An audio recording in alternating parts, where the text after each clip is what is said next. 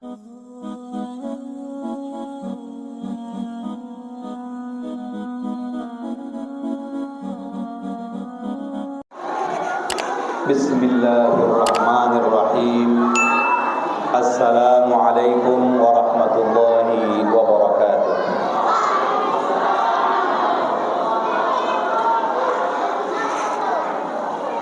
Alhamdulillah, alhamdulillahilladzi an'amana bi ni'matil iman wal islam. Alhamdulillahilladzi anzala minas sama'i ma'an. Walhamdulillahilladzi ja'ala kulla syai'in lin-nasi ajma'in. Walhamdulillahi ala kulli hal. Asyhadu an la ilaha illallah wa asyhadu anna sayyidana Muhammadan 'abduhu wa rasuluh alladzi la nabiyya ba'dahu. Allahumma shalli wa sallim wa barik ala sayyidina Muhammadin fil awwalin wal akhirin. Allahumma shalli wa sallim wa barik ala sayyidina Muhammadin fil alamin. Allahumma shalli wa sallim wa barik ala sayyidina Muhammadin fi kulli waqtin wa hin. A'udzu billahi minasy syaithanir rajim. Bismillahirrahmanirrahim. Laqad kana lakum fi Rasulillahi uswatun hasanah liman kana yarjullaha wal yawmal akhir wa dzakarallaha katsiran sadaqallahu azim wa sadaqa rasuluhul karim wa nahnu 'ala dzalika minasy syahidin wasyakirin walhamdulillahi rabbil alamin. Yang kami hormati Ketua BKM dan jajaran pengurus masjid yang senantiasa diberikan keberkahan umur oleh Allah Subhanahu wa taala. Yang kami hormati Al-Ustaz pengurus PHB ya. Masya Allah. Dan seluruh asatiz yang tidak bisa kita sebutkan satu persatu, serta yang kami hormati Bapak Ibu sekalian dan anak-anak kami, adik-adik kami yang dirahmati Allah Subhanahu wa taala. Oh, biar aja Bu, capek nanti tidur Bu. Saya tadi sebetulnya udah senang saya tengok, udah bermain-main lompat-lompat lari-larian, lagi tidur lagi ya kan. Jadi biarkan saja dulu lari. Udah capek tidur sendiri. Ini kita masih panjang waktunya, 1 jam ke depan, insya Allah. Pertama, saya ingin mengucapkan Alhamdulillahirabbil alamin dan mengajak kita semua untuk mengucapkan Alhamdulillahirabbil alamin. Kenapa Bapak Ibu yang dirahmati Allah Subhanahu wa taala? Karena kita adalah orang-orang yang beruntung di hari ini pada khususnya. Orang-orang yang istimewa. Karena kami ucapkan tadi di awal, alhamdulillahilladzi an'amana bi ni'matil imani wal islam. Bersyukur kepada Allah Subhanahu wa taala atas nikmat yang paling besar yang ada pada kita, yaitu nikmat iman dan Islam. Masih Islam kita, masih beriman kita, alhamdulillah masih mau menginjakkan kaki kita di masjid. Masih Allah berikan kesempatan kita bisa untuk menginjakkan kaki di masjid, menghadiri peringatan Maulid Nabi besar Muhammad sallallahu alaihi wasallam. Ini beruntung enggak Pak Bu? Beruntung kan? Beruntung Pak Bu. Di luar sana saudara-saudara kita masih ada yang masih kepengen berangan-angan bisa datang ke masjid menghadiri acara kita peringatan Maulid Nabi besar Muhammad sallallahu alaihi wasallam. Tapi karena ada bisnisnya, karena ada usahanya, ada kesibukannya, tak dapatnya. Ada penyakitnya, tak dapatnya. Jadi alhamdulillahirabbil alamin, karena kita termasuk orang-orang yang beruntung, orang-orang pilihan, orang-orang spesial di mata Allah Subhanahu wa taala. Maka daripada itu, marilah kita bersama-sama mengucapkan alhamdulillahirabbil alamin dan kita berdoa mudah-mudahan semua yang berada di masjid ini, khususnya yang dalam masjid ini, menjadi hamba Allah yang masuk dan bakal menjadi ahli jannahnya di hari akhirat kelak. Amin amin ya rabbal alamin. Yang dalam masjid ya, yang di luar juga Pak insyaallah. Nah, yang penting yang jadi di pekarangan masjid ini. Bapak Ibu yang dirahmati Allah Subhanahu wa taala. Sebenarnya saya agak-agak grogi nih, Pak. Pertama masuk saya pede. Pas saya tengok, banyak kali ustaz di sini. Ketua BKM-nya Ustaz Hendriansa. Tadi habis sholat Isya ada Ustaz Bukhari. Habis itu disebutkan Ustaz lagi, ada Ustaz Rusli. Allahu Akbar. Macam terjebak awak, ya kan? Macam dijebak awak. Jadi kalau saya udah nggak sanggup nanti angkat tangan, lambaikan tangan ke kamera aja lah ya. Ngeri kalau dikelilingi ustaz kita ceramah. Hajab rasa kita. Ini yang tahu perasaan kayak gini para asatid aja nih Pak ya. Para ustaz yang paham itu. Ada ustaz rupanya menonton awak ceramah, itu hajab itu rasanya. Maka saya sedang hajab ini sekarang ini. Tapi insya Allah mudah-mudahan tetap berjalan. Tausiah kita insya Allah sehajab-hajabnya insya Allah akan kita hajabkan sebisa mungkin gitu ya. Bapak Ibu yang dirahmati Allah Subhanahu wa taala, kemudian salawat beringkan salam marilah senantiasa kita hadiahkan kepada Nabi besar Muhammad sallallahu alaihi wasallam. Kepada Nabi besar Muhammad sallallahu alaihi wasallam. Allahumma shalli wa sallim wa barik alaihi. Bapak Ibu, kata Rasulullah sallallahu alaihi wasallam, al-bakhil man dzukirtu indahu wa lam yusalli alayya. Apa artinya al-bakhil, Pak? Bakhil itu kalau kata orang di kampung ayah saya, manipol katanya, mandailing polit. Katanya gitu. Tapi saya pun enggak suka dibilang kayak gitu. Saya orang mandailing. Katanya manipol. Jadi bakhil itu artinya manipol atau pelit, kikir, bakhil. Jadi al-bakhil orang yang kikir dan pelit kata Rasulullah sallallahu alaihi wasallam adalah man dzukirtu indahu wa lam yusalli alayya. Ketika disebutkan namaku, ketika terdengar namaku di telinganya, dia tidak langsung merespon dengan berselawat kepadaku. Itulah orang yang pelit kata Rasulullah sallallahu alaihi wasallam. Coba kita ulangi, Rasulullah sallallahu alaihi wasallam. Sallallahu alaihi wasallam. Oh, adik ini enggak pelit rupanya. Jadi Pak Bu, jangan sampai kita jadi orang yang pelit. Hajab kita. Berselawat itu tak memerlukan waktu yang banyak, tak perlu energi yang luar biasa, tak perlu bayar, gratis. Man shalla alayya wahidatan sallallahu alaihi asharon. Siapa yang berselawat satu kali kepadaku kata Rasulullah, maka Allah akan berselawat kepadanya sebanyak 10 kali. Masya Allah. Kalau Allah sudah berselawat kepada kita, Pak, berarti maknanya apa? Maknanya Allah ridho kepada kita. Kalau Allah ridho kepada kita, tandanya adalah hidup kita menjadi hidup yang istimewa dan luar biasa. Kalau Allah sudah ridho kepada kita, maka sudah pasti kita akan menjadi hamba Allah yang berhak mendapatkan jannahnya. Makanya jangan malas-malas kita berselawat.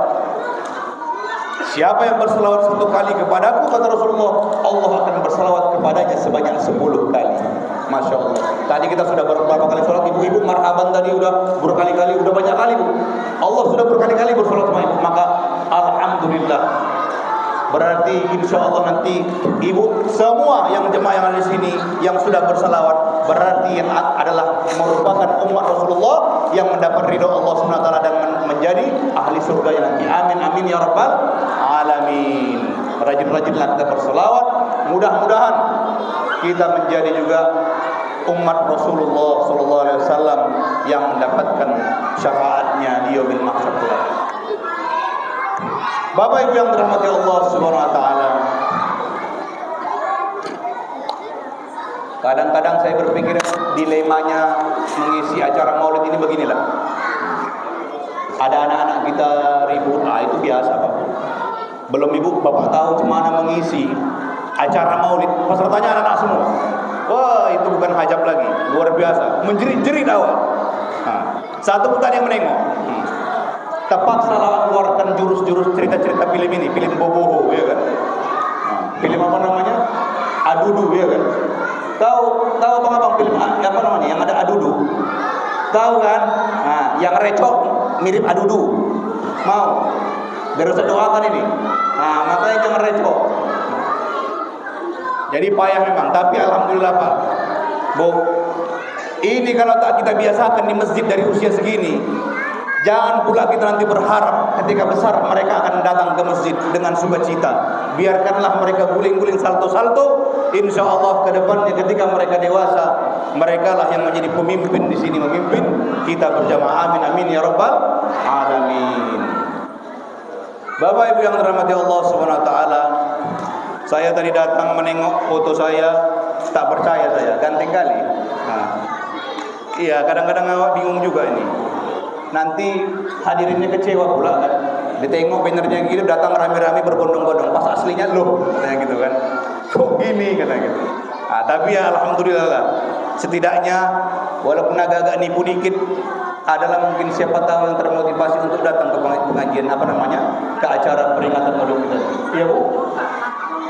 Nampak ganteng juga Bu ya. Alhamdulillah. Jadi macam-macam lah Bapak Ibu. Ada yang bilang saya Ustadz ini mirip Andre Taulani, ada yang bilang gitu juga. Ada yang pernah bilang Ustadz ini mirip Yusuf Mansur. Nah ini agak hajab saya nih. Sempat dibilang mirip Mansur, banyak ulang yang nagih hutang sama saya kan. Makanya saya wanti-wanti tuh. Jangan sampai ada yang bilang Ustadz Yusuf Mansur. Saya cari nama saya di Get Kontak Pak. Get Kontak aplikasi yang mencari nama kita itu. Sebenarnya tujuan saya mencari siapa, apa-apa saja ditulis orang nama saya kan gitu kan. Entah adanya ditulis Yayang kan gitu kan. Ditengok video apa nggak hajab, siapa itu si Yayang ini kan gitu kan. Jadi rupanya ada saya tengok di kontak itu Ustadz Yusuf Mansur Kawi. Gawat ini asli. Aduh, Kawi pula dibilangnya apa. Jadi itu Bapak Ibu yang dirahmati Allah, sedikit perkenalan dulu kita ya Bapak. Ini mungkin pertama kali saya datang di masjid ini yang penuh berkah ini. Pertama agak-agak ngeri sedap Pak. Saya jalan melewati jagung-jagung ya kan, ini betul ini saya pikirkan. Entah tersesat saya, ternyata alhamdulillah. Betul, sawah-sawah, jagung. Awak pikir awak udah salah. Karena saya ini mengandalkan map Pak. Mengandalkan Google Map. Salah Google Map-nya, hilang sinyal aja. Maka itu alhamdulillah ternyata Allah masih sayang sama saya. Jadi sedikit perkenalan Pak, nama saya Tanwil Bahri Lubis. Dari marganya sudah tahu halak kita ya Pak ya. Tadi sempat cerita-cerita sama Ustaz Bukhari, ternyata dekat kampung ayah saya, dekat mertua beliau. Alhamdulillah, keluarga juga rupanya. Kecil dunia ini ya. Jadi saya ini kebetulan adik kelasnya Ustaz Hendriansa dulu waktu kuliah. Singkat cerita Pak, saya ini pun bukannya pintar kali, bukannya hebat kali. Saya bukanlah orang yang punya kapasitas keilmuan yang sangat luar biasa, tidak Pak. Saya pun secara pribadi bisa jadi tak lebih banyak pengetahuan keislamannya daripada Bapak Ibu sekalian. Tapi di sini kita kebetulan kami pribadi sebagai pembicara, maka mohon izinlah kami memberikan sedikit informasi yang kami ketahui. Suatu saat ada kalanya kami yang mendengar Bapak Ibu sekalian bicara. Ada kalanya saat ini sayalah yang didengarkan dalam berbicara dan memberikan tausiah. Jadi Bapak Ibu yang dirahmati Allah Subhanahu wa taala, judulnya ini agak-agak ngeri sedap. Jadikan Rasulullah sebagai idola. Ini Pak, luar biasa ini. Sebenarnya sangat menginspirasi judul kita ini. Karena apa? Karena banyak sekarang manusia yang sudah lupa siapa yang harus diidolakannya. Bapak Ibu yang dirahmati Allah Subhanahu wa taala, standar akhlak seorang manusia, cerminan untuk kita jadikan panutan, bukanlah akhlak seorang kiai, bukan pula akhlak seorang ustadz ataupun seorang ulama, tapi melainkan akhlak Rasulullah SAW. Kenapa Pak? Karena seorang ustadz bisa jadi salah, seorang ulama bisa jadi melenceng, seorang kiai bisa jadi berbuat maksiat. Tak ada yang bisa lepas dari segala macam perbuatan dosa. Yang terjaga dari dosa dan khilaf adalah Rasulullah SAW. Jadi kalau kita ingin melihat akhlak sesuatu, membandingkan suatu akhlak, menjadikan suatu panutan, maka katakanlah, lihatlah Rasulullah SAW. Jangan bilang ustaz itu aja begitu, ulama itu aja begitu, kiai itu aja begitu, dokter itu aja begitu, bininya aja begini, begitu. Tak bisa kita jadikan manusia sebagai standar cerminan akhlak Karena sesungguhnya yang harus kita jadikan uswah, yaitu pedoman dan tuntunan, adalah akhlak Rasulullah sallallahu alaihi wasallam. Wa ma arsalnaka illa rahmatan lil alamin. Sesungguhnya kata Allah, Allah mengutus Rasulullah sallallahu alaihi wasallam sebagai rahmat untuk sekalian alam. Rahmatnya Rasulullah sallallahu alaihi wasallam adalah dikarenakan Rasulullah sallallahu alaihi wasallam memberikan tuntunan akhlak kepada seluruh manusia. Di mana dulu perempuan dihinakan, di mana dulu perbudakan dilegalkan, ketika Rasulullah SAW memberikan cerminan dan tuntunan akhlak, maka perempuan yang dulu dihinakan hingga sekarang ditinggikan oleh Rasulullah SAW dengan contoh dan akhlak suri tauladannya. Dan kemudian dulu khamar, perjudian dan lain sebagainya dilegalkan, ketika datang Rasulullah cerminkan akhlak yang baik, dihancurkan kebiasaan minum-minuman khamar, dihancurkan kebiasaan berjudi, hingga seorang muslim menjadi contoh bagi manusia yang lainnya, bukan hanya bagi muslim yang lainnya, tapi bagi seluruh umat, bagi manusia, bahkan makhluk sekalian alam. Dulu Pak Bu, Rasulullah SAW bahkan pernah diriwayatkan mencontohkan bagaimana caranya memotong hewan. Bila memotong hewan, potonglah atau sembelihlah dengan sebaik-baik sembelihan, dengan parang yang tajam, dengan cara yang baik, dan janganlah pula sampai dilihat oleh hewan yang lainnya. Nah, jangan pula kita melihat memotong hewannya kan. Kita ini takutnya kita karena mungkin udah semangat kali motong kambing, nampak kambing yang lain, nah nanti giliran kau ya, nah gitu kan. Ajab, kambing itu pun Pak, sampai kata Rasulullah, ketika ada sahabat Rasulullah SAW ingin menyembelih kambing dan dilihat oleh kambing yang lainnya, apa kata Rasulullah? Apakah kamu ingin menyembelihnya 2 kali? Nah, karena pada hakikatnya hewan pun punya hati nurani. Maka rahmat akhlak yang dicontohkan Rasulullah SAW bukan hanya menjadi rahmat dan kasih sayang kepada sesama manusia, tetapi juga hewan pun mendapatkan manfaat daripada akhlak yang diajarkan oleh Rasulullah sallallahu alaihi wasallam. Bapak Ibu yang dirahmati Allah Subhanahu wa taala, bila kita ingin menjadikan Rasulullah sallallahu alaihi wasallam, sedikit ada yang ingin kami sampaikan, yaitu tentang akhlak Rasulullah sallallahu alaihi wasallam, yang mungkin 3 besar akhlak Rasulullah SAW ini adalah merupakan rangkuman dari banyak sifat-sifat dan kebaikan serta akhlak Rasulullah SAW. Yang pertama, kalau kita ingin mengidolakan Rasulullah SAW, maka yang pertama kita contoh Rasulullah SAW, yaitu dengan syukur kepada Allah Subhanahu wa taala. Asyukru lillah. Rasulullah SAW adalah orang yang paling banyak bersyukur kepada Allah Subhanahu wa taala. Inilah akhlak pertama Rasulullah SAW. Yang kedua, as-sabru 'ala Allah. Sabar kepada Allah Subhanahu wa taala. Yang ketiga, at-tawadhu fi hayati, yaitu rendah hati dalam kehidupannya. Yang pertama, syukur kepada Allah Subhanahu wa taala. Asyukru lillah.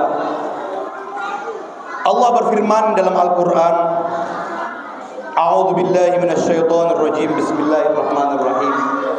Ya ayyuhalladzina amanu kulu min thayyibati ma razaqnakum washkuru lillahi in kuntum iyyahu ta'budun. Wahai orang-orang yang beriman, makanlah dari apa-apa yang baik yang telah aku rezekikan kepada kalian, dan bersyukurlah kepadaku apabila kalian adalah orang-orang yang menyembah dan mengatakan bahwasanya aku adalah hamba Allah Subhanahu wa taala. Jadi ayat ini menjelaskan bahwasanya kalau kita mengatakan kita adalah hamba Allah Subhanahu wa taala, maka hendaklah kita senantiasa bersyukur kepada Allah Subhanahu wa taala. Menurut ulama, syukurnya Rasulullah ada 3 dalam praktiknya. Karena bersyukur kepada Allah Subhanahu wa taala tak cukup ternyata hanya dengan ucapan di lisan. Kata ulama, syukur itu harus senantiasa dipraktikkan dalam 3 hal, yaitu bil lisan dengan lisan, bil qalbi dengan hati, kemudian bil amal wal jawari yaitu dengan perbuatan. Maka Allah berfirman dalam Al-Quran, dalam potongan ayatnya, wa qalilum min ibadi asyakur, hanya sedikit dari hambaku yang tahu bersyukur. Kenapa begitu? Banyak kita yang mengucapkan alhamdulillah, alhamdulillah ya Pak ya. Laku cendolnya hari ini alhamdulillah, tak laku mengumpat, itu Pak ya. Jadi bersyukur kepada Allah Subhanahu wa taala yang pertama dengan lisan. Bagaimana syukur dengan lisan? Dengan mengucapkan alhamdulillahirabbil alamin. Rasulullah sallallahu alaihi wasallam adalah manusia yang paling banyak bersyukur kepada Allah Subhanahu wa taala. Pertanyaannya, apakah kita mengucapkan alhamdulillahirabbil alamin dalam keadaan kita mendapatkan kenikmatan saja? Tidak, Bapak Ibu yang dirahmati Allah. Kita mengucapkan syukur kepada Allah Subhanahu wa taala dalam keadaan sempit maupun lapang, dalam keadaan senang maupun dalam keadaan susah. Dalam keadaan apapun kita tetap mengucapkan alhamdulillahirabbil alamin. Dalam suatu hal yang tidak kita mungkin kurang senangi, kita ucapkan alhamdulillahi ala kulli halin. Bapak Ibu yang dirahmati Allah Subhanahu wa taala, mungkin tukang rujak hari ini ada yang menggerutu, tak laku rujaknya karena hujan Pak ya. Tapi sesungguhnya Bapak Ibu yang dirahmati Allah Subhanahu wa taala, itulah cara Allah agar senantiasa si tukang rujak tadi ini bisa tetap hidup dan memutar memutar rezekinya, agar senantiasa dia tetap bisa menjadi seorang tukang rujak. Kenapa begitu? Contoh Pak, kalau tak hujan hari ini, maka pohon nanas tak bisa mendapatkan asupan air, tak akan tumbuh nanas itu, tak jadi nanas yang dirujak dia, yang dibeli emak-emak di pinggir jalan. Kalau hujan tak turun, tak ada timun yang tumbuh, maka tak bisa pula dia jualan. Tak ada nanas, tak ada timun, tak ada semangka dan lain sebagainya, maka tak berputar roda perekonomian dia. Maka seharusnya dalam keadaan hujan maupun panas dia tetap bersyukur. Misalnya ketika panas datang, alhamdulillah hari ini rujakku akan laku. Ketika hujan, alhamdulillah akan tumbuh nanas-nanas lainnya dan akan tumbuh timun-timun serta semangka-semangka lainnya, sehingga aku besok masih bisa jualan. Bayangkan Pak, kalau tak hujan-hujan, 6 bulan tak hujan-hujan, apa masih bisa dia nyari nanas? Kalaupun bisa nyari nanas, payah, mahal harganya. Masih dapatnya timun gampang, susahku timun bakal payah karena petani semua kesusahan, sawahnya kekeringan. Maka apapun yang Allah berikan dalam kehidupan kita ini, ada hikmah yang mungkin tak sampai kajian kita ke sana. Maka tugas kita hanyalah bersyukur kepada Allah Subhanahu wa taala. Allah kasih rezeki yang lapang, alhamdulillah. Allah kasih rezeki yang agak sedikit sulit, alhamdulillah. Karena terkadang Allah menunjukkan cintanya kepada kita adalah dengan sedikit memberikan kesusahan kepada kita. Qala Rasulullah sallallahu alaihi wasallam, "Innallaha idza ahabba 'abdan ibtalahu." Sesungguhnya Allah Subhanahu wa taala bila ingin menampakkan kecintaannya kepada hambanya, maka biasanya Allah Subhanahu wa taala akan memberikan ujian, cobaan serta kesusahan kepada hambanya tersebut. Saya tanya lagi, siap enggak mau dicintai Allah? Siap. Siap, yakin. Bapak siap enggak dicintai Allah? Siap. Berarti Bapak Ibu sekalian siap menerima cobaan dan bala musibah dari Allah Subhanahu wa taala. Ngeri kan? Ngeri Pak. Ngeri kan Bu? Itu hadis Rasulullah. Innallaha idza ahabba 'abdan ibtalahu. Allah bila mencintai hambanya, maka biasanya Allah akan memberikannya musibah dan cobaan. Ngeri. Saya pun pernah ditanya begitu, agak bergetar tangan saya menjawabnya. Bibir saya pun gemetar. Cinta sama Allah, cinta. Siap enggak menerima konsekuensi dari cinta kepada Allah? Siap. dibacakan sama saya ayat ini, innallaha idza ahabba 'abdan ibtalahu. Bila Allah mencintai kamu maka tunggulah Allah memberikan musibah padamu. Allahu akbar. Gelap. Ngeri Bapak Ibu yang dirahmati Allah. Maknanya apa? Maknanya bila nanti suatu saat hidup kita sempit Pak Bu, bila nanti suatu saat usaha kita lagi jatuh-jatuhnya, kayak Covid kemarin, berapa banyak orang pengangguran, berapa banyak orang susah. Mungkin bisa jadi maknanya Allah ingin menunjukkan cintanya kepada kita semua. Mungkin maknanya Allah ingin menunjukkan bahwasanya sesungguhnya Allah mencintai kaum muslimin yang ada di dunia ini. Amin amin ya rabbal alamin. Bapak Ibu yang dirahmati Allah Subhanahu wa taala, maka apapun bentuk yang datang, baik itu musibah, baik itu kelapangan, kita tetap harus mensyukurinya. Kemudian ada sedikit cerita tentang syukur Pak. Kadang-kadang Pak, kita dikasih sedikit ingat bersyukur, tapi giliran kita dikasih banyak, biasanya lupa bersyukur. Malah lebih mengingat apa yang hilang dari kita yang sedikit. Karena apa? Karena kita selalu melihat apa yang hilang dari kita, bukan apa yang kita dapat. Kita tak punya, kita hari ini misalnya tak dapat duit yang biasanya kita penghasilan kita 500.000 satu hari ini. Kebetulan hari ini tak dapat kita. Sedih kita. Kan begitu. Karena apa? Karena yang kita pikirkan apa yang tak dapat kita. Coba kalau kita pikirkan apa yang kita dapat, pasti kita akan bersyukur. Cari apa yang ada pada kita. Ketika kita pulang, cendol kita tak laku, balik kita ke rumah, kita tengok istri kita masih sehat, alhamdulillah. Balik kita tengok anak kita masih sehat, alhamdulillah. Kita tengok anak kita belajar mengaji, alhamdulillah. Rupanya masih banyak yang aku punya. Balik kita ke rumah, kita tengok masih ada ikan gembong kuring pula ya kan, yang 35.000 sekilo. Alhamdulillah, orang tak makan di sana. Begitu Pak ya. Lihat apa yang kita dapat, jangan apa yang tak kita dapat. Lihat apa yang ada di rumah kita, ada Supra 125, alhamdulillah. Orang punya Fortuner Pak, sakit kepalanya, mikirkan dia mau bayar pajaknya gimana. Orang punya rumah mewah pun sakit kepalanya. Mertua saya Pak, sedikit cerita ini, bukan mau ini. Mertua saya ini pusing nih tiap tahun. Pajak rumahnya 25 juta. Mikirkan pajaknya udah sakit kepala. Pajaknya aja, begitulah. Belum lagi pajak mobil dan lain sebagainya. Saya mikir saya punya Supra 125, 200.000-nya, kan gitu. Tak malah sakit kepala awak. Jadi bersyukur Pak. Alhamdulillah Allah tidak memberikan sakit kepala kepada awak, kan gitu kan. Coba Bapak Ibu punya rumah yang Pak istana harga 20 miliar, setiap tahun ibu memikirkan pajak 25 juta. Mobil Fortuner pajak 7 juta, 8 juta gitu Pak ya. Apakah sakit kepala? Sakit Pak. Makanya syukurilah. Kita lihat apa yang ada pada kita, jangan lihat apa yang hilang pada kita. Ini ada sedikit cerita. Saya paling lama ini biasanya cerita nih Pak. Ini cerita orang saya ceritakan. Saya pernah mendengar suatu hari Ari Ginanjar cerita. Ini tabiat manusia Pak. Suatu hari kawannya datang, Pak Ari. Oh, Bapak ini Ibu tahu Ari Ginanjar kan? Ari Ginanjar ini orang kaya Indonesia, motivator, apalagi, pokoknya banyak lah, pokoknya orang keren lah dia. Saya pun tak malah tahu banyak lah dia kan. Datang kawan yang kepada dia, saya ini pusing, kadang-kadang saya tertekan, stres dalam hidup ini. Pak Ari Ginanjar ini heran, kenapa kau stres? Rumahmu banyak, hartamu melimpah, perusahaanmu di mana-mana.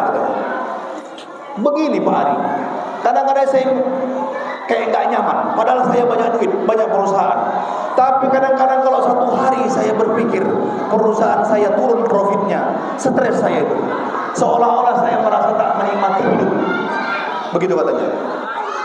Saya melihat kadang orang yang rumahnya biasa saja, tapi dia menikmati hidup. Saya tidak. Entah kenapa begitu. Apakah saya karena kurang bersyukur atau bagaimana? Mohon arahannya Pak Ari Ginanjar. Ari Ginanjar ini Pak terkenal dengan ESQ-nya, Emotional and Spiritual Quotient. Maksudnya dia motivator yang memberikan motivasi, harus adanya keseimbangan antara emosional secara emosional dan spiritual dan rohani. Emosi dan rohani itu harus seimbang. Maksudnya spiritual itu maksudnya adalah emosi dalam ruhi, dalam agama. Nah, itu harus seimbang. Jadi dia nasihati kawannya ini. Antum ini bahaya ini. Antum ini jangan-jangan sudah kena jebakan Batman, katanya. Jebakan 99. Bingung kawannya ini. Apa itu jebakan 99? Jebakan 99 ini, inilah yang banyak membuat orang lupa bersyukur kepada Allah Subhanahu wa taala. Nah, ibu bapak penasaran kan jebakan 99 ini kan? Penasaran Bu? Penasaran. Kita ceritakan. Jebakan 99. Jadi disuruh Pak Ari Ginanjar ini, kawannya tadi, dia ceritakan, "Pak, Bapak ini kan banyak duit." Betul. Bapak ini kan hartanya banyak, luar biasa. Omsetnya triliunan rupiah dan lain sebagainya. Sanggup tak Bapak untuk saya berikan sedikit pelajaran yang mungkin bisa menjadikan motivasi dan tausiah? Tapi Bapak mengorbankan sedikit uang, katanya gitu kan. Tak masalah, katanya. Adakah pegawai Bapak yang Bapak senangi dan Bapak cintai? Yang Bapak senangilah, yang Bapak suka membantunya. Ada, tukang kebun saya, katanya. Baiklah Pak, besok Pak, Bapak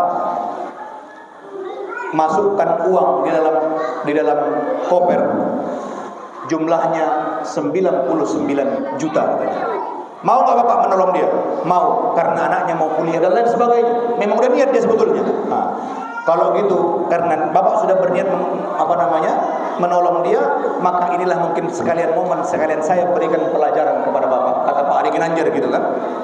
Letakkan dalam satu koper uang 99 juta, tulis di di atas kopernya itu RP 100 juta rupiah, 100 juta.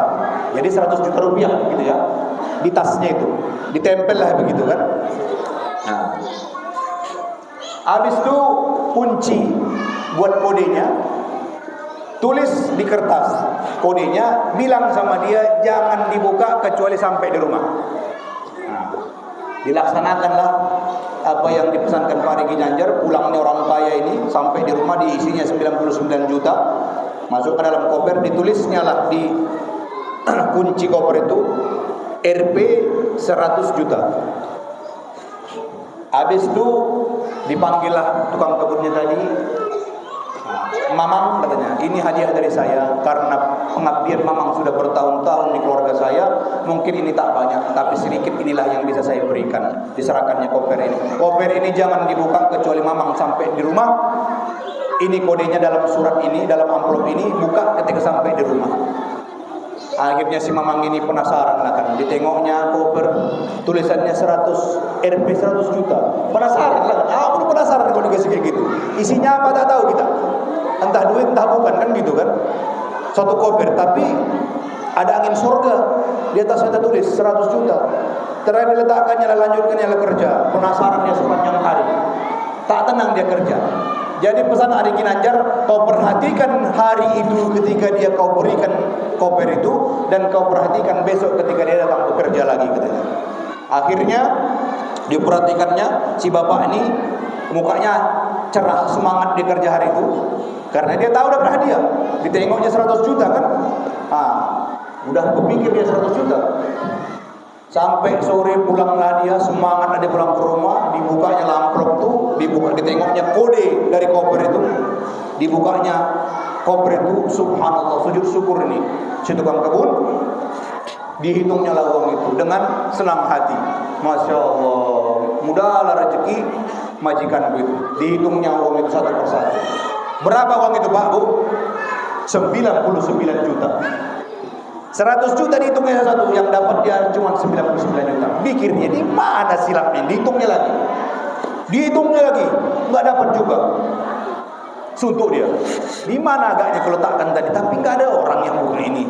Yang tahu kodenya pun saya. Apa mungkin bapak itu ngambilnya 1 juta lagi? Entah ada keperluan gitu kan? Berpikirlah sebab kebun ini. Besok pun datang dia kerja, jumpa lagi sama majikannya. Ditengok majikannya udah mulai pusam mukanya kan, udah mulai enak raut mukanya. Semalam senang, begitu dikasih koper. Ini hari kok lain. Habis itu Suatu hari dibiarkan, ditanyalah, Mamang, apa yang terjadi? Saya lihat hari ini Mamang kurang senang, agak-agak murung. Sebenarnya sungkan juga tukang kebun ini. Akhirnya ngomong juga dia, begini Pak, Bapak kasih saya satu koper tertulis 100 juta rupiah. Pas saya buka semalam, isinya saya hitung 99 juta. Yang saya bingungkan, kemana sejuta lagi, katanya gitu kan. Bayangkan Pak, itulah yang mengganggu pikiran dia mulai dari pagi sampai sore kerja. Bayangkan, perkara 1 juta. Terakhir tersentak si majikannya nih, astagfirullahaladzim. Seharusnya 1 juta itu tak mengganggu raut muka dia, tak mengganggu hati dia, tak mengganggu perasaan dia. Tapi ternyata 99 juta yang ada di tangan dia tidak berpengaruh di hatinya. Yang berpengaruh rupanya 1 juta yang hilang dari koper itu. Bayangkan Pak, hajab itu. Harusnya dia berpikir, 99 juta, 1 juta mampu selesai itu, tak peduli aku, kan gitu kan. Alhamdulillah udah punya 99 juta pun tak pernah aku menerima ini seumur hidup, kan begitu. Tapi lain cerita, ini tukang kebunnya bukan orang jahat, orang baik. Tapi orang baik ketika mendapatkan rezeki nomplok, ternyata ketika ada hal yang dia rasa hilang, walaupun sebetulnya nggak hilang, memang nggak ada, kan gitu. Sakit kepalanya, berubah kesyukurannya menjadi kegundahan, menjadi kegusaran. Barangkali Bapak Ibu yang dirahmati Allah, begitulah kita terkadang. Kadang-kadang kita tak sabar, kadang-kadang juga kita tak sadar berapa banyak yang sudah Allah berikan kepada kita. Tapi yang kita pikirkan apa yang hilang, apa yang tak ada pada kita. Yang kita pikirkan apa yang tersilap dari dompet kita yang masuk ke kota infak. Begitu Pak ya. Kita pikirkan yang kita masukkan uang merah untuk pembangunan menara masjid. Tak kita pikirkan apa yang sudah Allah berikan kepada kita semua. Istri yang soleha, suami yang soleh, anak-anak yang baik, anak-anak yang sehat walafiat. Itu semua adalah limpahan karunia dari Allah Subhanahu wa taala, dan itu harus menjadi alasan bagi kita untuk senantiasa bersyukur kepada Allah Subhanahu wa taala. Bapak Ibu yang dirahmati Allah Subhanahu wa taala, saya pernah dengar ucapan dari kawan, bukan kawan lah ya, senior saya ini orang kaya Pak, hartanya miliaran. Kalau cemawak bandingannya macam langit dan bumi lah. Hartanya miliaran, orang kaya, pernah jadi anggota dewan 2 periode. Cerita dia, kayaknya bahagia betul orang yang punya anak dia. Awal tak Allah berikan anak, indah kayaknya hidup itu ya. Memang perhiasan dunia anak itu. Awak udah lama menikah, udah lebih daripada 10 tahun belum punya anak. Andai kata Allah mengatakan, kau impakkan hartamu 5 miliar, kasih 1 anak, maka akan kuimpakkan 15 miliar kepada Allah Subhanahu wa taala, di jalan Allah Subhanahu wa taala, supaya bisa dapat paling enggak 3 anak katanya. Dari situ tersentak saya, Pak. Tersentak. Awalnya saya enggak bersyukur. Karena dalam hati saya mengatakan, kawan ini udah kaya, apa lagi yang dipikirkannya, begitu kan? Setelah dia ngomong begitu, tersentak saya. Astagfirullah. Terakhir saya teringat ada 3 ekor anak saya di rumah. Saya kali-kali satu ekor 5 miliar, 3 ekor 15 miliar. Alhamdulillah punya 15 miliar saya di rumah. Kan begitu Pak ya. 15 miliar awak punya, masih pusing kepala awak. Ngapain awak lagi pikirkan yang lain-lain? Kan begitu Pak Bu ya. Alhamdulillah, dari situ saya berpikir, iya pula, ternyata saya lebih kaya daripada awak tuh. Jadi jangan cari apa yang tak ada pada kita, cari apa yang kita punya. Karena mencari-cari apa yang tak kita punya, itulah awal daripada kita terperosok ke dalam lembah ketidakbersyukuran kepada Allah Subhanahu wa taala. Kufur akan mendapatkan azab dari Allah Subhanahu wa taala. Masih syukur nih Pak ya, udah mau habis waktu kita. Ini ada syukur, ada sabar, ada tawadu. Udah habis 40 menit. Kita bantai terus. Ajak terus ya. Anak-anak itu udah mulai capek kan? Nah, mulai sedap kita. Tadi syukur bil lisan, dengan lisan Pak. Wa amma bi ni'mati rabbika fahaddits. Sering kita baca ini. Semua hafal nih Pak. Anak-anak kita pun hafal itu. Tapi pertanyaannya kita perhatikan tidak? Semua nikmat yang Allah berikan kepada kita, kita ucapkan dengan lisan kita. Fahadis, ungkapkan, ceritakan. Jadi kita ini pun Bapak Ibu yang dirahmati Allah, kita pun dianjurkan sebenarnya tahadus bin ni'mah. Maksudnya menceritakan nikmat-nikmat Allah yang ada pada kita. Tapi bukan maknanya pamer. Nanti datang pula ya kan. Kata Ustaz tuh wa amma bi ni'mati rabbika fahadis, baru beli mobil Fortuner dia. Ceritakannya agak payah kayaknya memang nyetir Fortuner itu ya katanya. Biar didengar kawannya kan. Ini apa namanya? Remnya itu agak keras katanya. Oh, kok boleh Fortuner rupanya katanya gitu kan. Ah iya, enggak mahal kok. Cuma 700 juta katanya. Ah, inilah yang agak jijik awak dengarnya kan. Jadi kata Ustaz tua sama bini mati rabbika hadis, nikmat-nikmat Allah harus diceritakan, bukan begitu maksudnya. Jadi tahadus bin nikmah itu begini Pak, contohnya. Contohnya begini. Misalnya kita cerita, oh anakku semalam tuh baru lulus PNS, akhirnya alhamdulillahirabbil alamin, berkat doa kawan-kawan semua ini, berkat doa kaum muslimin, berkat doa tetangga-tetangga ini, ya Allah, mudah-mudahan rezeki para tetanggaku ini. Jadi apa, Mak Butet misalnya gitu lah kan, mama yang sering ceritakan ini ya. Jadi aku itu berdoa kepada Allah, sholat tahajud lagu tiap malam, menangis lagu kepada Allah, bermunajat supaya Allah mengabulkan doa, supaya anakku pinamat satu lah jadi PNS penerusku gitu kan. Jadi ketika dia cerita begitu, yang mendengar cemana? Kayaknya sholat tahajud juga aku tiap malam ini, supaya rezekiku supaya permintaanku dikabulkan Allah Subhanahu wa taala. Yang seperti inilah yang dikatakan tahadus bin nikmah itu, bukan pamer. Kita menjelaskan supaya kita menceritakan bahwasanya ini adalah hadza min fadli rabbi, ini adalah karunia dari Tuhanku. Kita ceritakan kepada dia, ini kuasa Allah, bukan aku yang hebat. Bukan karena nabi yang hebat, tapi karena doa kaum muslimin, karena doa kalian, karena support dari kalian. Begitulah kira-kira Pak. Tadi syukru bil lisan. Udah mulai serah nih. Kemudian asyukru bil qalbi. Itu kode itu cuma itu Pak? Bukan kode itu kan? Oh bukan ya. Kira kode. Banyak kali cakap Ustaz nih kan, kasih kode itu kan gitu.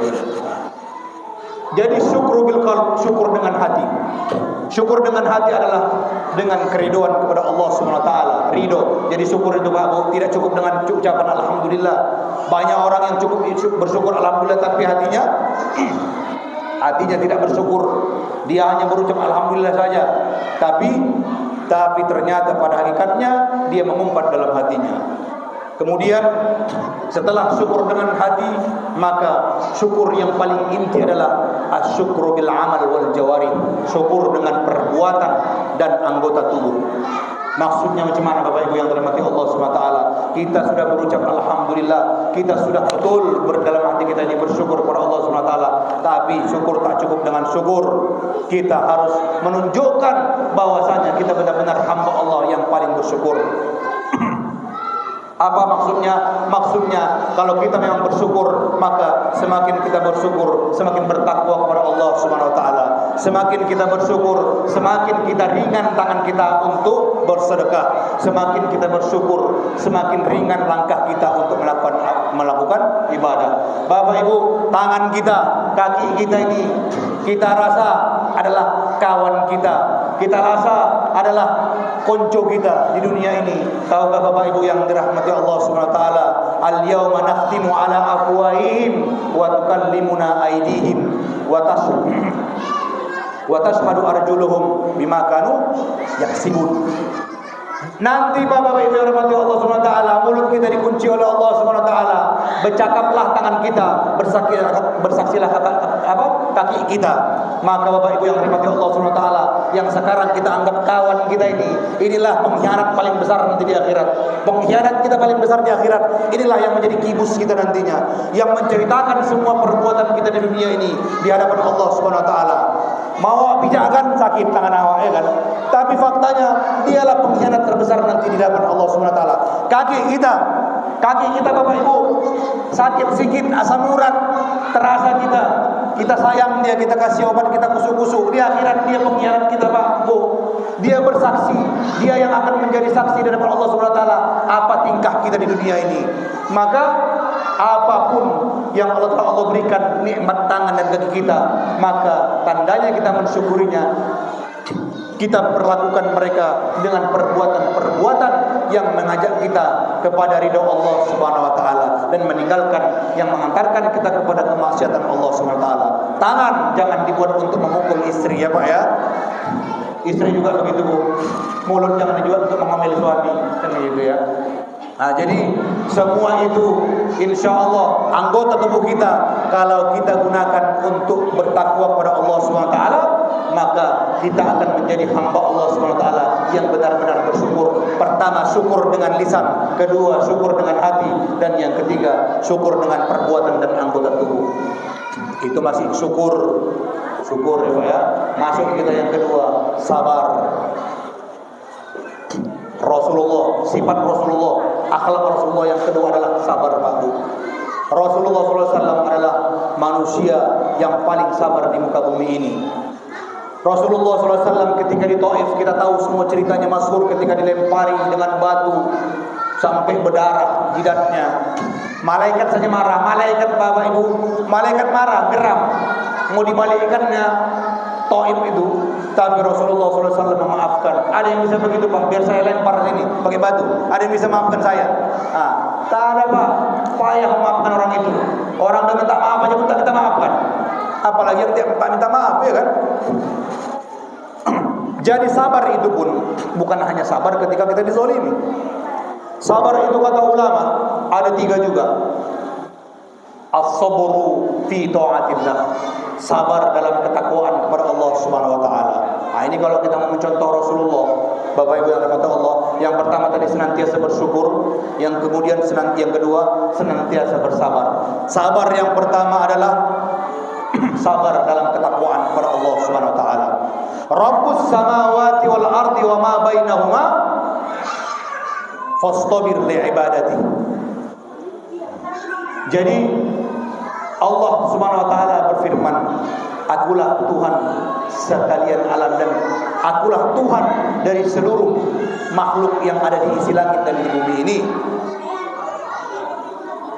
Fa'budu, dan sembahlah aku atau sembahlah dia, maksudnya Allah menyebutkan dirinya, wastabir li ibadati, dan bersabarlah dalam menyembahku.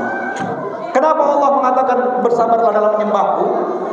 Karena sungguhnya menyembah Allah itu Bapak Ibu enggak susah, maksudnya enggak gampang. Kita datang ke masjid ini capek Bu, mendengarkan ceramah capek Pak. Datang dari rumah ke masjid ini melangkah capek, apalagi yang ada asam uratnya kan. Perjuangan. Semua amal ibadah yang mengarah kita kepada ketakwaan kepada Allah Subhanahu wa taala adalah perbuatan yang menguras tenaga dan menguras perasaan. Maka daripada itu Allah sudah berfirman, wastabir li ibadati.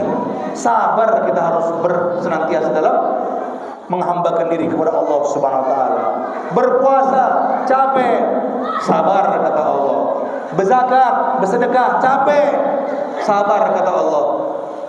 Karena Bapak Ibu yang dirahmati Allah Subhanahu wa taala, ketika kita bersedekah itu terasa itu di hati kita. Jadi sedekah ini pun terkadang bukan makna semakin miskin kita semakin payah bersedekah. Biasanya orang miskin ini lebih gampang bersedekah daripada orang kaya. Ini sedikit cerita lagi, pengalaman kawan saya cerita. Cuman saya persingkat aja lah ya. Suatu hari kawan saya bercerita, Ustaz, ini ada warisan dari orang tua saya ini di daerah Menteng, Jakarta. Enggak tahu saya daerah Menteng itu daerah mana, yang penting dia bercakap gitulah. Ini dari orang tua saya ini, kalau saya jual rumah itu harganya kurang lebih 100 miliar. Banyak itu Bang, saya bilang. Banyak Ustaz. Saya bilang, tapi jangan lupa bayar zakatnya Bang nanti Bang, kalau udah laku. Gampang itu. 100 miliar di kantong cuma zakat itu aman lah Ustaz. 2,5% cuma kan katanya. Iya betul Bang. Saya kali-kalikan lah kan. Kalau 2,5% kali 100 miliar 2,5 miliar. Mulai ini bekerut dainya. Enggak salah hitung Ustaz itu. Enggak lah. 100% 2,5% berarti 2,5 miliar. Banyak juga Ustaz ya. Mulai mikir dia. Padahal duit belum di tangan dia. Rumah itu belum laku, entah laku atau tidak kan gitu kan. Mulai berpikir dia, jida apanya alisnya udah boleh ketemu. 2,5 miliar Ustaz ya. Udah bisa itu beli rumah, beli mobil, kawin lagi pun bisa. Ajak pula kawannya kan. Mulai berpikir yang aneh-aneh kan gitu kan. Padahal duit itu belum di tangan dia. Inilah tabiat manusia Pak Bo. Rezeki itu belum datang ke dia aja, belum digenggamnya saja, sudah lupa sama Allah. Cuman kalau duit itu langsung sudah di hadapan dia, kurasa jadi korun. Iya Pak ya. Kita bisa lah bercakap korun terlaknat, orang kaya yang dulu miskin begini, begini. Kita pun Pak, kalau diberi kekayaan seperti si korun bisa jadi lebih korun daripada si korun. Jangan kita gampang bercakap Pak. Mungkin kita rezeki kita masih sedikit, gaji kita 4 juta, bisalah kita sedekah 100.000 setiap bulan. Kalau 4 juta lah misalnya, 400.000 lah kita infakkan. Berarti berapa persen itu? 10% daripada gaji kita. Gaji kita Pak, gaji kita 100 juta. 100 juta masih sanggup enggak 10%? 10 juta itu. Sanggup enggak? Berat Pak, Bu. Kita bercakap karena gaji kita sedikit kecil. 10% pun kita ini kan, enggak takut kita besok pun dapat segitu lagi itu kan gitu kan. Orang kaya enggak, lain pikirnya, kali-kalinya lebih berat. Maka bersyukurlah kalau ibu belum jadi orang kaya. Jangan bersedih. Jadi Bapak Ibu yang dirahmati Allah Subhanahu wa taala, terkadang orang-orang miskin inilah, orang-orang susah inilah yang terbukti lebih besar pengorbanannya daripada orang-orang kaya. Kalau kata Gus Baha Pak, saya tercengang, dia bilang, bisa jadi di mata Allah infak sedekah pengorbanan orang miskin nih lebih besar nilainya daripada pengorbanan yang dilakukan oleh orang kaya walaupun nilainya lebih banyak. Orang kaya menyumbang 1 miliar untuk pembangunan masjid. Gitu Pak Ibu ya. Besar ya kan? Besar. Tapi belum tentu besar di mata Allah Subhanahu wa taala walaupun dia ikhlas. Tetapi ada orang miskin yang ditengok tetangganya belum makan hari ini, ya kan gitu kan. Biasanya kan orang miskin kawannya orang miskin juga lah itu kan. Jarang orang miskin kawannya orang kaya. Udah pasti yang sekitar dia yang tertengok dia masih orang susah juga itu. Kalau ada orang miskin, tetangganya orang kaya raya miliarder. Berarti orang kaya ini yang agak-agak hang kan gitu kan. Sanggup dia menengok orang miskin tetangganya kan gitu ya. Dipertanyakan. Orang miskin ini biasanya bertetangga, berkawan, hidup dia penuh di kalangan orang miskin. Misalnya tengoknya kawannya yang belum makan 1 hari ini susah, atau cuma 1 rumah itu cuma bisa makan beras tok, diberikannya lah sebahagian beras dia misalnya, atau lauk dia di rumah kepada kawan tetangganya tadi yang miskin tadi yang mungkin hari ini belum ada rezekinya. Apa yang terjadi Pak? Kawan saudaranya sudah pasti berlinang air mata menerima pemberian daripada si miskin tadi itu. Orang miskin kan kalau dikasih itu luar biasa kan Pak. Salto-salto pun bisa ya kan. Kayak kita lihat di TV-TV itu yang dikasih, yang kerupuknya jadi beli diborong udah nangis-nangis dia kan gitu kan. Kerupuknya diborong nangis-nangis dia kan gitu. Apalagi dia yang udah gak makan 1 hari, kita kasih nasi. Bukan nangis-nangis meraung-meraung ini kan gitu. Jadi nilainya di mata orang yang diberi tadi itu akan mungkin lebih berharga karena yang kita beri adalah orang yang kelaparan 1 hari. Sementara orang yang bangun masjid, dia menyumbang tak menyumbang tak terlalu terpikir orang. Tak menyumbang pun dia masjid ini pun bakal menjadi tempat orang sholat. Paling aja pembangunan renovasi dan lain sebagainya. Tak ada nyawa manusia yang dikorbankan. Ini kalau sempat tak makan besok gym ini tewas kan gitu kan. Berarti sedekah dia bisa menghidupkan manusia, bisa menghidupkan 1 jiwa. Bayangkan 1 miliar yang dibuat untuk membangun masjid tadi, nilainya tak lebih tak lebih hebat daripada nilai 1 jiwa manusia. Bahkan 1 jiwa seorang muslim adalah lebih berharga di hadapan Allah Subhanahu wa taala daripada Ka'bah yang kita bertawaf mengelilinginya. Jadi itu Bapak Ibu yang dirahmati Allah. Sedekah kita yang kecil bisa jadi nilainya lebih besar di hadapan Allah Subhanahu wa taala daripada orang yang berinfak yang jumlahnya lebih besar. Kemudian tadi sabar dalam ibadah, yang kedua dalam taat kepada Allah. Yang kedua, as-sabru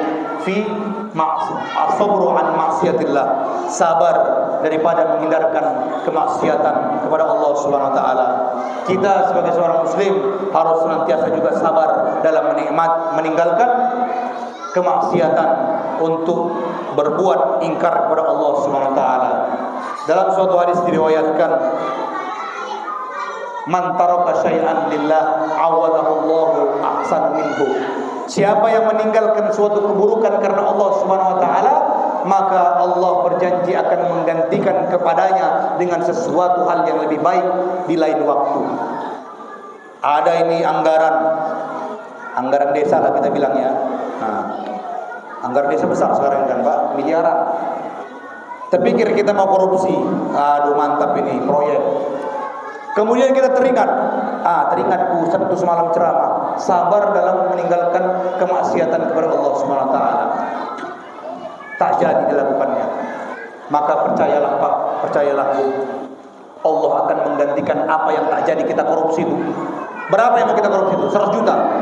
Allah akan menggantikan lebih baik daripada 100 juta itu dalam keadaan lebih baik pertama, yang kedua dalam keadaan halalan thayyiban.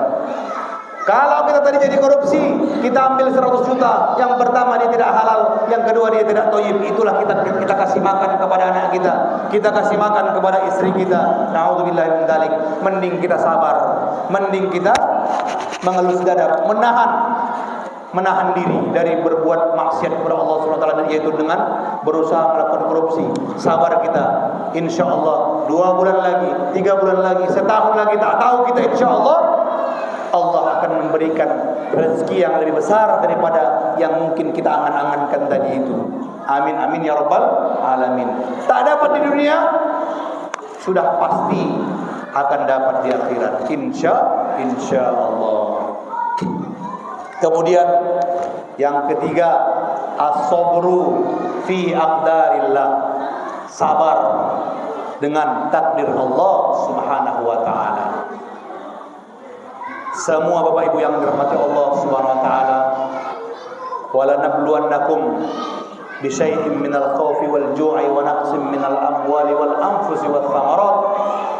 Sesungguhnya Allah sudah mendesain, sudah merencanakan semua apa yang Allah akan semua ketakutan yang ada pada kita sudah Allah rencanakan. Baik itu ketakutan akan kematian, takut akan kekurangan makanan, takut akan kekurangan harta dan lain sebagainya. Semua sudah Allah setting jalan ceritanya. Maka tugas kita adalah bertakwa kepada Allah SWT dan beriman dan senantiasa istiqomah serta bersabar dalam takdir Allah SWT. Allah mentakdirkan kita menikah dengan emaknya si butet, sabar walaupun mak si butet agak cerewet, ya kan Bu? Allah mentakdirkan kita menikah dengan bapaknya si butet, sabar walaupun bapak si butet ini agak kasar, kan begitu ya? Kasar di mulut, tapi ternyata yang penting kan duitnya lancar Bu, Ibu ya. Nanti lancar kan Pak? Lancar kan amplop apa ada dompet kan Pak? Alhamdulillah. Bahkan Bapak Ibu yang dirahmati Allah Subhanahu wa taala, ada orang non muslim, namanya Aristoteles. Ma'ruf ini filosof ini Yunani. Dia bilang apa? Jadi Aristoteles ini terkenal Pak Bu. Ceritanya ya, saya pun baca buku. Aristoteles ini bininya remeng kali, asik ngomel aja kerjanya. Akhirnya, tapi Aristoteles ini sabar. Aristoteles ini seorang filosof Yunani. Istrinya remeng, tapi sabar dia, tak pernah dia mengeluh, tetap dia bersyukur. Bayangkan, bukan Islam dia. Dia bilang apa? Ada kata-katanya yang masyhur juga. Menikahlah. Kalau kau dapat istri yang baik, hidupmu akan bahagia. Tapi kalau kau dapat istri yang remeng, maka kau akan jadi filosof, katanya. Maksudnya menceritakan diri dia jadi. Jadi bapak pun bahagialah punya istri Pak. Walaupun agak remeng, cerewet yang betul itu kan Bu. Biar bapak enggak duduk di kedai kopi. Biar enggak main judi online ya kan. Apa yang spin itu ya kan. Udah banyak saya tengok itu kan. Biar bapak enggak asli di parit aja nyari cacingnya kan. Banyak saya tengok sekarang. Malam-malam kerjaan bapak-bapak bawa jaring-jaring itu. Apa terkejut naik kereta, tiba-tiba ada orang di pinggir paret, rupanya ngorek cacing. Pekerjaan baru. Marahnya kan gara-gara yang kayak gituan Pak ya. Musim ikan laga beli ikan laga, musim batu cincin diborongi batu cincin, kan gitu kan. Semua laki-laki ini kadang aneh-aneh memang hobinya Pak, Bu. Saya pun begitu juga sebetulnya. Saya pun suka juga dengan ikan laga. Cuman untuk tak jadi saya beli. Kalau nggak campakan bini saya tuh. Kalau kata istri saya ikan laga dipiara, ikan gurami itu piara katanya. Besar dipotong katanya. Ya pula pikir kan. Jadi Pak Bu, Bapak pun kalau sabar menghadapi istri ini masuk surga Bu. Pak maksudnya. Ibu pun begitu, sabar sama suami masuk surga Bu. Setidak-tidaknya Bu, Pak, kalau Bapak sabar, kan jadi filosof juga kan katanya Aristoteles itu kan. Setidak-tidaknya jadi filosof. Jadi Bapak Ibu yang dirahmati Allah Subhanahu wa taala, semua yang sudah Allah takdirkan ini ada hikmahnya. Tinggal lagi kita mengambil sisi positifnya aja.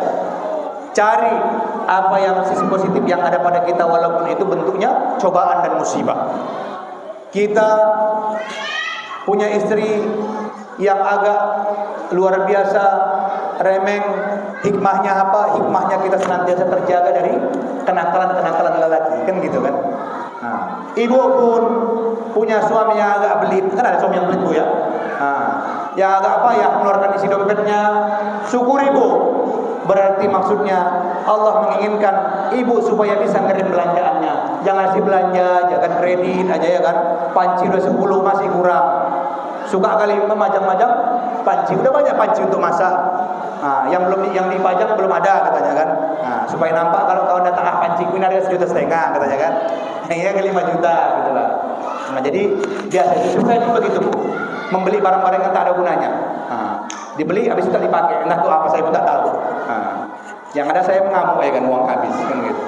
Jadi begitu Pak, syukuri semua, alhamdulillah. Itulah yang membuat kita tegar dan semangat menghadapi hidup ini. Itu tadi sabar dalam takdir yang Allah berikan kepada kita. Bapak Ibu yang dirahmati Allah Subhanahu wa taala, sudah 2 tadi, syukur, sabar. Inilah 2 yang menjadikan kita yang harus kita teladan dari sifatnya Rasulullah SAW. Yang ketiga apa?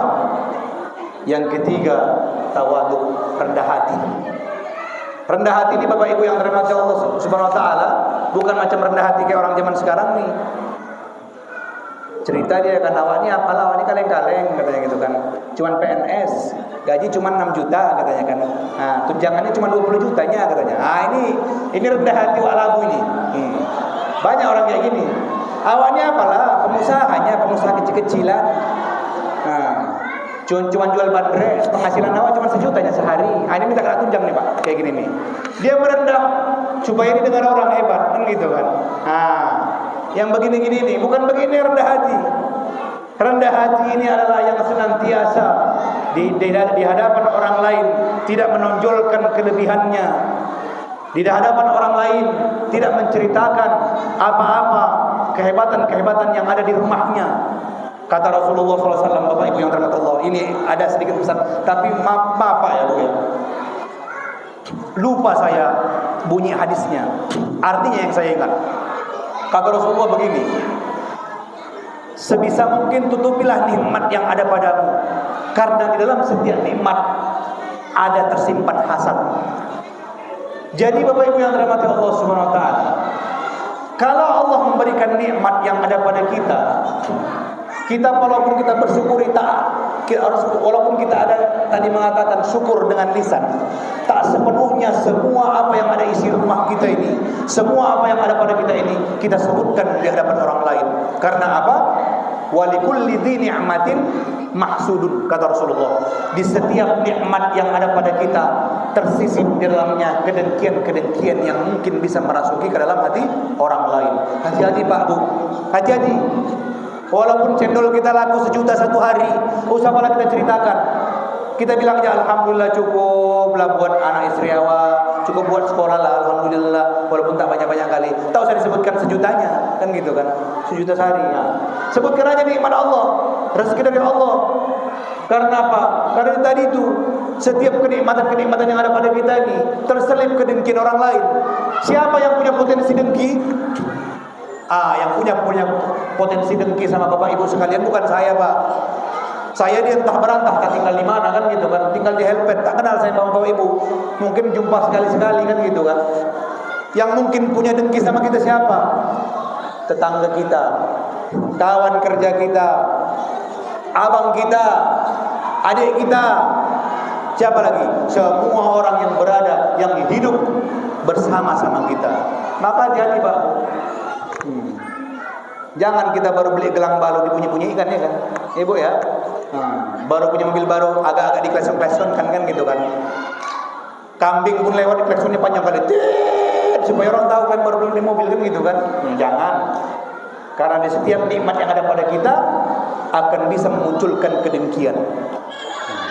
Dengki ini Pak, ngeri Pak.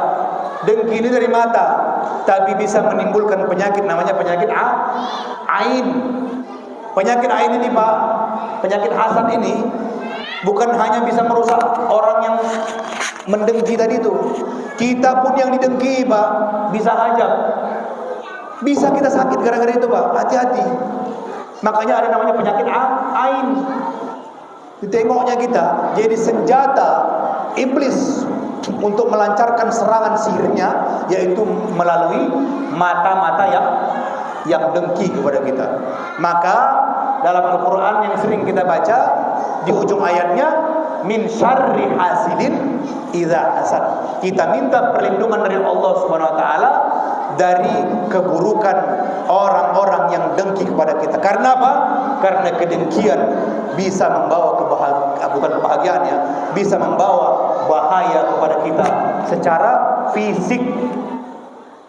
Hati-hati Pak, tiba-tiba sakit, diagnosa dokter nggak ada sakitnya, perut aman, tensi bagus, gula nggak ada masalah, tapi sakit. Hati-hati. Bukan kita diguna-gunai, bisa jadi bukan diguna-gunai Pak. Bisa jadi kita memang ada yang dengki sama kita. Di depan kita, oh cantik kali kau Pak Butet, cantik kali kau katanya, kau laki-laki kan. Ganteng kali kau, cantik kali kan. Wih mantap kali, memang sukses lah kau, luar biasa kau naik jabatan segala macam. Tapi kita tak tahu isi hatinya. Walaupun sekalipun dia orang yang paling bertakwa di antara masyarakat di sini, walaupun dia tiap hari ke masjid, tak ada manusia yang bisa selamat daripada rasa dengki. Makanya kita yang dengki ini berupa rem hati kita ini, istighfar, jangan sampai kita tersentak hati kita untuk dengki kepada orang lain, apalagi saudara kita, tetangga kita, sanak famili kita. Jadi itu Bapak Ibu yang dirahmati Allah Subhanahu wa taala, sekalipun orang yang paling beriman, dia masih punya hati. Dia bisa jadi dengki, bisa jadi dia juga menginginkan nikmat yang ada pada kita itu. Kadang-kadang kalau dia tak dapat nikmat itu, dia yang di pikiran dia, di hati dia apa? Kalau bisa tak dapat aku, dia pun tak dapat. Kan begitu. Ini ngeri Pak.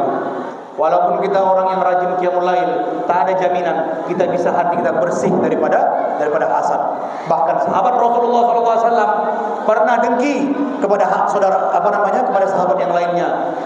Waktu itu ketika sahabat sedang berkumpul, ada satu sahabat yang lain sedang ganti baju, dinampak oleh sahabat yang lain, dipujinya, oh mantap badan kau ya, kira-kira gitulah ya, kekar, putih, bersih. Tak lama kemudian sahabat Rasulullah yang dipuji oleh sahabat yang lainnya ini pingsan. Tak ada yang tahu jauh pingsan Pak Bu. Akhirnya Pak sahabat-sahabat ini bingung, ini kenapa ini? Kok pula bisa pingsan? Kawan nih kan gitu kan. Akhirnya dipanggil Rasulullah SAW. Kata Rasulullah, siapa yang tadi memuji dia? Cemana ceritanya? Akhirnya dikatakan Rasulullah begini ceritanya begini. Apa kata Rasulullah? Apakah kau ingin membunuhnya dalam ketidaktahuanmu, katanya gitu. Maksudnya yang mendengki ini pun sebenarnya nggak tahu dia kalau dengki ini bisa membunuh sahabat tadi itu. Maka akhirnya Rasulullah SAW menyuruh untuk diwudukan, diruqyah sahabat tadi yang pingsan tadi. Makanya bahaya bagi Allah Subhanahu wa taala. Makanya kalaupun kita punya nikmat, kita jangan sampailah berlebih-lebihan. Anak kita lulus polisi, gak usah pada kita ceritakan satu kampung ini ya kan. Nah, cukup kita undang mereka syukuran. Kita katakan kepada mereka, ini semua karena doa Bapak Ibu. Mudah-mudahan anak saya nanti pangkat dan jabatannya bisa menjadikan wasilah atau perantara untuk bisa membantu kita kaum muslimin semua sini. Bapak Ibu, kalau ada misalnya nanti yang memerlukan bantuan, nanti kita usahakan anak kami ini bisa menolongnya. Atau anak kita tiba-tiba jadi wali kota, kita bilang berkat dukungan Bapak Ibu dan yang dirahmati Allah, bila perlu bantuan nanti bisalah nanti kita bisikkan kepada anak kita. Kita katakan demikian. Kita ajak orang untuk mencintai, memiliki apa yang kita punya. Jangan hanya kita pamerkan saja, tapi seolah-olah ini adalah milik bersama. Keberhasilan ini adalah milik kita bersama. Jabatan ini adalah milik kita bersama. Begitulah Bapak Ibu yang dirahmati Allah Subhanahu wa taala. Dan kemudian Rasulullah sallallahu alaihi wasallam, walaupun Rasulullah adalah pemimpin umat, kepala negara, tapi Rasulullah sallallahu alaihi wasallam ketika berkumpul ada sahabat-sahabatnya yang lain yang tidak nampak. Yatafaqaluna, saling merasa kehilangan. Jadi Rasulullah dan para sahabatnya itu saling merasa kehilangan. Ada yang tak nampak, ditanya. Tandanya Rasulullah SAW tidak menganggap dirinya hebat sehingga enggan untuk menanyakan sahabatnya yang lainnya.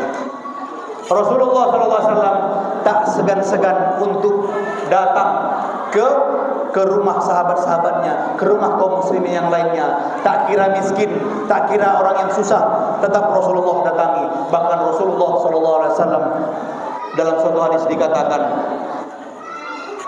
man ahabbar rajulu akhahu falyatihi ila baitihi wa yaqulu lahu inni uhibbuka fillah. Seseorang bila mencintai saudaranya yang lain, maka datangilah rumahnya, berziarahlah ke rumahnya walaupun dia orang miskin. Wa yaqulu lahu, dan katakan kepada saudaranya itu, inni uhibbuka fillah, sesungguhnya aku mencintaimu karena Allah Subhanahu wa taala. Lalu yang dicintai itu menjawab, ahabbakallah fima ahbabtani, mudah-mudahan Allah mencintaimu karena mencintaiku. Budaya seperti ini Bapak Ibu yang dirahmati Allah, budaya ini sudah dipraktikkan oleh Rasulullah SAW dan para sahabatnya. Maka baguslah kiranya kalau budaya ini kita praktekkan. Siapapun kita Pak, mau kita kepala desa, mau kita kepling, mau kita lurah, mau kita pejabat sekalipun Pak, jangan pernah lupa kita Pak silaturahmi kepada kerabat dekat kita, kepada keluarga kita. Karena silaturahmi itu semakin memperkerat ikatan rohani. Silaturahmi itu kata Rasulullah SAW menambahkan kecintaan Allah kepada kita.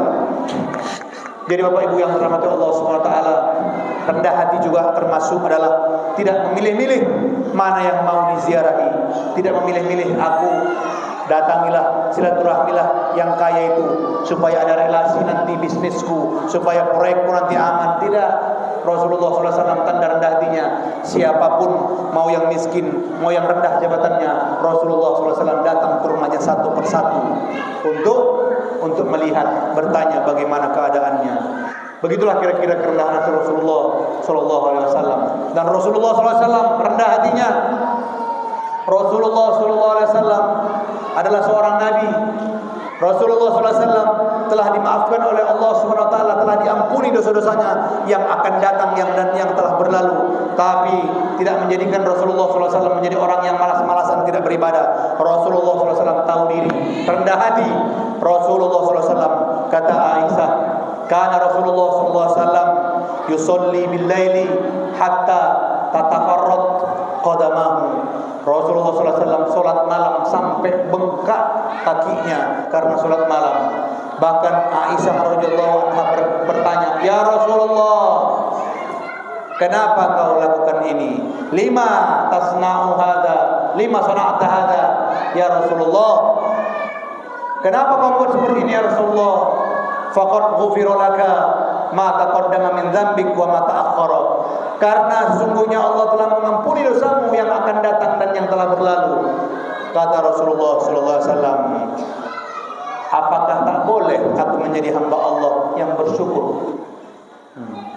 Apakah tak boleh aku menjadi hamba Allah yang senantiasa bersyukur? Bersyukur maksudnya adalah senantiasa beribadah kepada Allah. Maksudnya yaitu Rasulullah SAW tidak pernah menganggap dirinya karena sudah diampuni oleh Allah SWT tetap semangat untuk beribadah. Jangan kita merasa karena sudah pasti masuk surga lantas kita bermalasan, kita kan muslim, sudah dijamin masuk surga, pede kali kita masuk surga ya Pak ya. Nah, sesungguhnya Rasulullah SAW yang sudah diampuni oleh Allah SWT senantiasa bersyukur kepada Allah SWT dengan memperbanyak ibadahnya. Bapak Ibu yang dirahmati Allah SWT, demikianlah kira-kira tadi akhlak Rasulullah, 3 besar yang kita bisa jadikan pedoman, yang bisa kita jadikan uswah agar senantiasa kita menjadi hamba-hamba Allah yang betul-betul mengidolakan Rasulullah SAW, yang benar-benar meniru akhlak Rasulullah SAW. Inilah 3 akhlak besar yang dalam 3 ini banyak cabang-cabang lainnya yang tak mungkin kita jabarkan satu persatu. Di dalam kesabaran juga ada rasa syukur, dalam rasa syukur juga ada rasa kesabaran. Kesabaran juga termasuk dalamnya adalah ridho. Kesabaran termasuk di dalamnya adalah qanaah dan lain sebagainya. Banyak. Yang penting 3 besar akhlak Rasulullah ini sudah mencakup daripada akhlak Rasulullah SAW secara menyeluruh. Yang pertama syukur, yang kedua sabar, yang ketiga adalah rendah hati. Demikianlah kiranya, mudah-mudahan bermanfaat dan mudah-mudahan dapat memberikan motivasi kepada diri kita semua agar senantiasa mengidolakan akhlak Rasulullah sallallahu alaihi wasallam dan menjadi hamba Allah Subhanahu wa taala dan menjadi umat Rasulullah sallallahu alaihi wasallam yang mendapatkan syafaatnya di yaumil mahsyar kelak. Amin amin ya rabbal alamin. Mari kita berselawat 3 kali kepada Rasulullah sallallahu alaihi wasallam. Allahumma salli wa sallim wa barik ala sayyidina Muhammadin wa ala alihi wa sahbihi ajma'in. Allahumma salli wa sallim wa barik ala sayyidina Muhammadin wa ala alihi wa sahbihi ajma'in. Allahumma salli wa sallim wa barik ala sayyidina Muhammadin wa ala alihi wa sahbihi ajma'in. Alhamdulillahirabbil alamin. 3 kali kita bersalawat, 30 kali Allah sudah bersalawat untuk kita. Masya Allah. Langsung doa Pak ya. Baiklah, untuk menambah keberkahan acara kita pada hari yang penuh keberkahan ini, marilah kita tutup dengan doa, dimulakan dengan istighfar 3 kali, kemudian kita lanjutkan dengan doa. Astaghfirullahalazim, astaghfirullahalazim, astaghfirullahalazim alladzi la ilaha illa huwal hayyul qayyum wa atubu ilaih. Na'udzu billahi minasy syaithanir rajim. Bismillahirrahmanirrahim. Alhamdulillahi rabbil alamin. Wassalatu wassalamu ala asyrafil anbiya'i wal mursalin wa ala alihi wa sahbihi ajma'in. Allahumma ighfir lana dhunubana wa dhunuba walidina warhamhum kama rabbawna shighara wa li jami'il muslimina wal muslimat wal mu'minina wal mu'minat al ahya'i minhum wal amwat bi rahmatika ya arhamar rahimin. Rabbana zalamna anfusana wa illam taghfir lana wa tarhamna lanakunanna minal khasirin. Allahumma la taj'alid dunya akbar hammina wala mablagha ilmina wala ila an-nari masiruna waj'alil jannata hiya daruna waj'alna min ibadika as-salihin waj'alna min ibadika asy-syakirin waj'alna min ibadika as-sabirin waj'alna min ibadika al-khadi'in ilaika ya rabbal alamin. Ya Allah ya Rabb, jadikanlah kami orang-orang yang hadir di malam yang penuh keberkahan ini menjadi hamba-Mu yang senantiasa bersyukur kepadamu ya Allah, yang senantiasa bersabar atas segala apapun yang Kau berikan kepada kami ya Allah, yang senantiasa rendah hati di hadapan-Mu dan di hadapan seluruh manusia ya Allah ya Rabbal Alamin. Ya Allah, jadikanlah kami senantiasa hamba-Mu yang senantiasa taat kepadamu, yang senantiasa konsisten dalam menghambakan diri kepadamu ya Allah ya Rabbal Alamin. Dan janganlah Kau jadikan hamba-hamba-Mu yang lupa bersyukur kepadamu ya Allah ya Rabbal Alamin. Rabbana wa atina ma wa'adtana wa'adtana ala rusulika wa la tukhzina yawmal qiyamah innaka la tukhliful mi'ad. Allahumma khtimna ya Allah bihusnil khatimah wa la takhtimna ya Allah illa bihusnil khatimah. Rabbana atina fid dunya hasanah wa fil akhirati hasanah wa qina adzaban nar. Wa sallallahu ala khairi khalqihi Muhammad sallallahu alaihi wasallam wa akhiru da'wa walhamdulillahi rabbil alamin. Taqabbalallahu minna wa minkum taqabbalallahu ta'ala ya karim. Mohon maaf atas segala khilaf dan salah. Bisa jadi ada kata-kata yang kurang berkenan, tak maksud hati untuk menyindir dan tak maksud hati untuk menghina. Ini adalah sedikit cerita, sedikit kisah, sedikit tausiah agar mungkin kira-kira dapat menjadikan tausiah dan kita ambil hikmahnya dan menjadikan kita hamba Allah Subhanahu wa taala yang senantiasa bertakwa kepadanya. Amin amin ya rabbal alamin.